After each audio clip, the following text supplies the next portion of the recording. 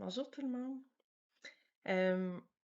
C'est pas la première fois que je vous en parle. Je suis actuellement dans un gros crunch dans ma vie parce que j'ai décidé de m'attaquer à des blessures importantes et d'entreprendre des démarches pour pouvoir avancer dans mon cheminement. Donc, bien, je suis en train de dealer avec une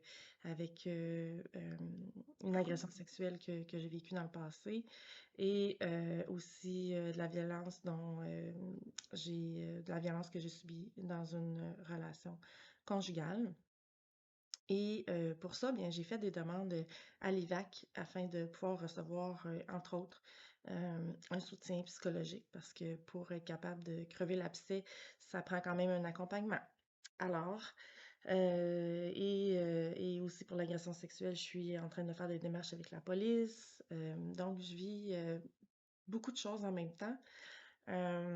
Des émotions, des sentiments que je ne m'attendais pas à vivre.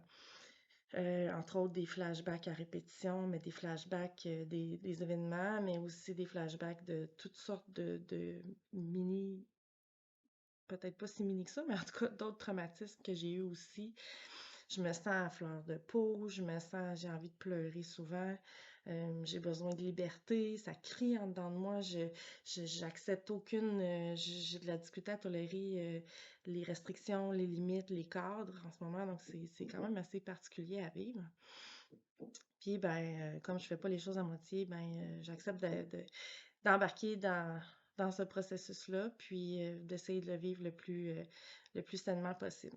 Actuellement, je voulais vous partager le fait que je suis présentement dans une petite retraite personnelle. J'ai eu la chance j'ai la chance d'avoir un ami qui a un appartement euh, au centre-ville de Montréal. Donc, je m'y suis exilée, pardon, pour le week-end, pour faire le point, pour faire ce que j'ai envie, sans responsabilité, sans d'autres personnes si j'ai pas envie d'avoir d'autres personnes. Donc, vraiment en toute liberté de ce côté-là. Fait que là, j'ai trouvé ça le fun depuis hier. J'ai regardé les choses à faire. Je peux aussi rester ici puis juste dormir puis regarder la télévision ou je peux faire ce que je veux dans le fond. Fait que ça me fait vraiment du bien. Puis en même temps, je voulais vous partager que dans le week-end, je me suis donné quand même un objectif. C'est réaliser ma liste de vie. On appelle ça souvent la bucket list. Des fois, on la fait pour des périodes spécifiques. Moi, j'en ai fait une. Je suis en train d'en monter une pour ma vie, dans le fond. Qu'est-ce que j'ai envie de réaliser? Pourquoi je fais ça? Bien, parce que j'ai besoin de savoir. D'abord, j'ai besoin d'avoir des projets.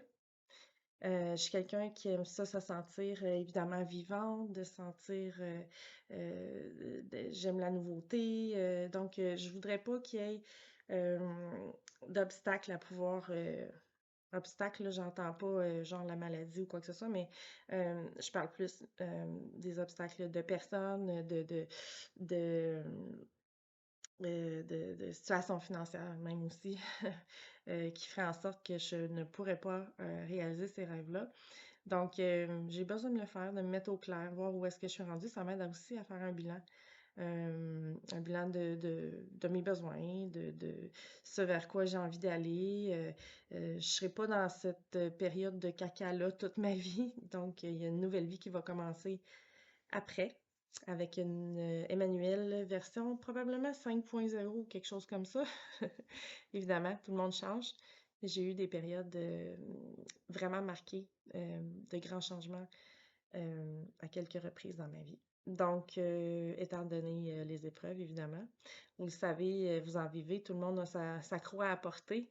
Donc, ben, comme je fais pas les choses à moitié, ben, à chaque fois que j'ai une épreuve qui me déstabilise, ben, je la vis, puis j'en profite pour faire un bilan, puis me réaligner pour la suite. Donc, je suis là-dedans. J'avais envie de vous le partager. J'ai la chance de pouvoir avoir des ressources, des bonnes personnes autour de moi qui me facilitent en ce moment mon processus, entre autres. L'appartement, entre autres, une amie qui est venue me voir cette semaine. Euh, pour venir me donner un coup de main à la maison, me changer les idées, etc. Donc, je suis reconnaissante de tout ça. Mais voilà. Alors, je vous dis à bientôt. Je continue, pardon, à vous tenir au courant. C'est comme un peu aussi mon journal personnel en même temps, mais j'ai envie de le partager aussi, comme vous le savez, parce que si ça peut accrocher quelqu'un ou inspirer quelqu'un, bien, pourquoi pas? Alors, on se dit à bientôt!